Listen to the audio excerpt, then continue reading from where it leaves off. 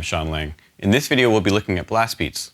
Now, blast beats are more commonly associated with death metal, but lately they've actually been leaking into just metal as a whole. So we'll be looking at the most common ones, which are the traditional blast and the hammer blast. So the first blast beat we'll be looking at is the hammer blast. Now, it's really simple in nature, but this makes it a little bit more difficult to execute. Essentially, it's just 16th notes on the bass drum, the snare drum, and the hi-hat, or the crash, or the ride, or the Chinese cymbal, whichever you choose to use. It's also worth mentioning that it can be played with 2 feet or 1 foot.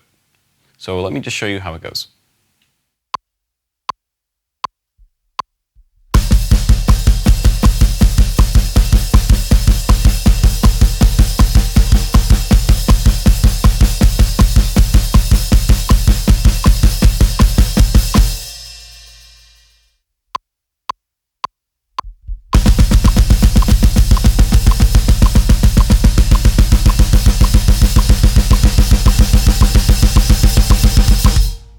So that was the hammer blast played in a straight feel. Now let's check it out played in a triplet feel.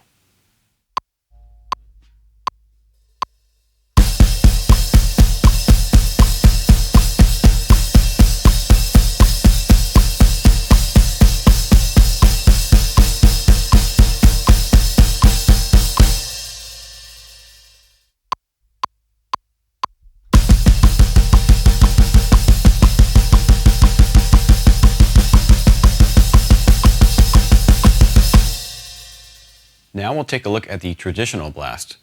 The traditional blast is, again, fairly simple, but a little bit more difficult to execute.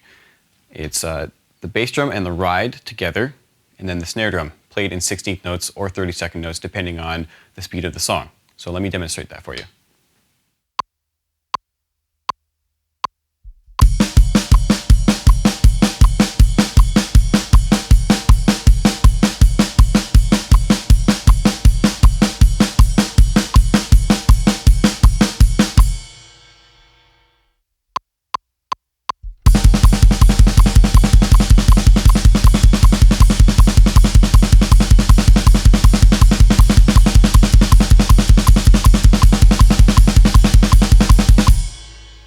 So that's the traditional blast played straight. Now let's look at the same beat but played in a triplet feel.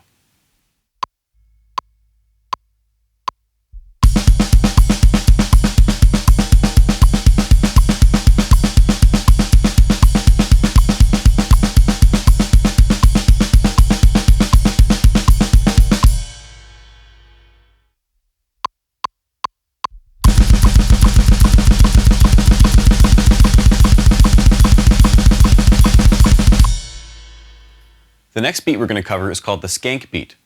Now, it's technically not a blast beat, but it is so similar to the traditional blast that it just makes sense that we show you how to do it. So basically, it's a traditional blast, kick, snare, kick, snare, kick, snare, but the ride or hi-hat is going to be on all hits. It's going to be with the kick and it's going to be with the snare. Let's check it out.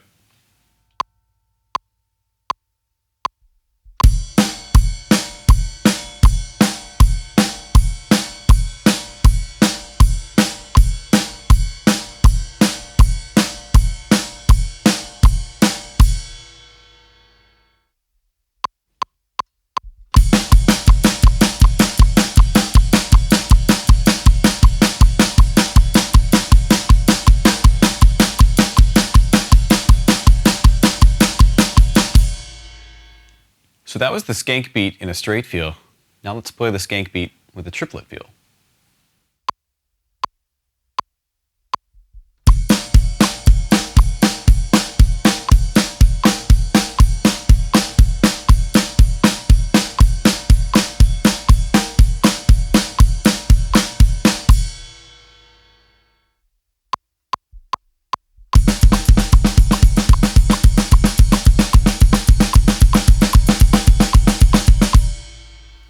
Now, sometimes we'll find ourselves switching from a hammer blast to a traditional blast, or from a hammer blast to a skank beat, and so on and so forth.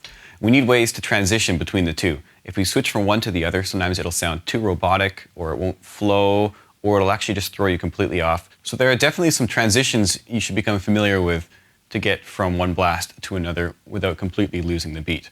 Some that I like to use is I will throw in a group of 4/16 notes, 2 on the snare, 2 on the kick, or 2 on the tom, 2 on the kick, or maybe even 8, 2, 2, 2, 2, or 4 and 2, whatever you like really, but it just really kind of glues the two beats together, which is what you really need to do, and that's what the purpose of a fill is anyway.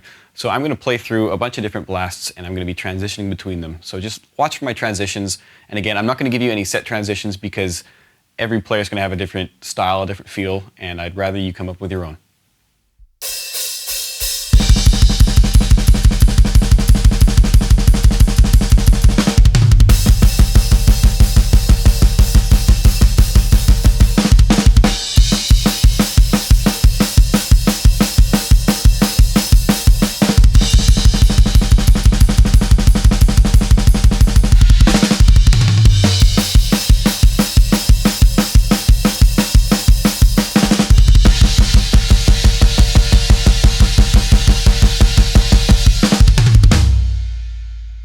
So those are the most common blast beats. I encourage you to take those and practice them up, start at a slow BPM and bring them higher. They won't be easy at first, but if you can nail them down, it's actually really, really fun how fast you can get and how intense of a sound you can create, which is what we're going for in metal. See you in the next video.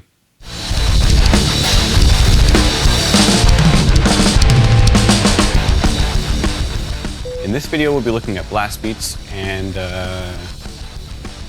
more typically referred to, or more typically associated with. Now this is sort of, it's also worth mentioning that you can play it with 2 feet or with 1 foot. Crap. I am ready to walk out. Just restart. And shoot, lost it. But it's so similar to the, so should I just keep going? I'm running out of things to say.